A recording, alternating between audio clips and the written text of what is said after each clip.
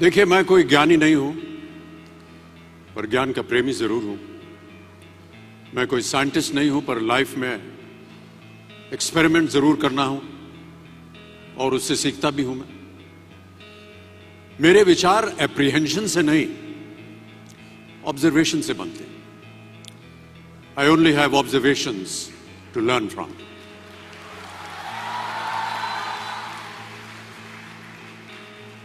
शिक्षा का महत्व मैंने बचपन से ही देखा है। मेरे माता पिता का मानना था कि ज्ञान वो इन्वेस्टमेंट है जिसका डिविडेंड यानी मुनाफा जीवन के अंत तक मिलता रहता है। बड़े बड़े गुणी जनों, साहित्यकारों का हमारे घर में आना जाना हुआ करता था। उन्हीं के बीच बैठकर उनसे बहुत कुछ सीखने का मुझे सौभाग्य भी प्राप्त हुआ। मैं ऐसा मानता हूं कि एक सामान्य जिंदगी जीने के लिए इंसान को रोटी, कपड़ा और मकान के अलावा अगर किसी चीज की सबसे ज्यादा जरूरत होती है तो वो है शिक्षा, एजुकेशन। आपके पास यदि धन है तो आप उसे गोल्ड में कन्वर्ट कर सकते हैं। धन हो या सोना, दोनों के कम होने का या खो जाने का डर हो सकता है, पर यही धन को अगर हम नॉलेज में कन्वर्ट करते हैं तो वो कभी कम नहीं होगा और ना ही उसकी चोरी हो सकती है।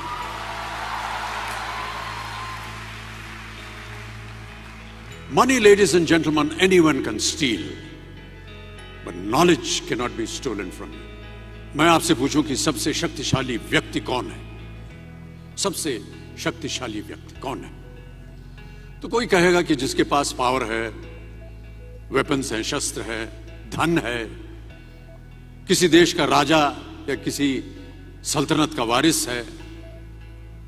मेरा ऐसा मानना है कि वेपन्स, मनी किसी को पावरफुल नहीं बनाते, या अगर बनाते भी हैं तो कुछ समय के लिए ही बना पाते हैं। दौलत आज होगी, कल नहीं। शस्त्र का ज्ञान तभी तक काम आएगा जब तक वो शस्त्र चल सकता है।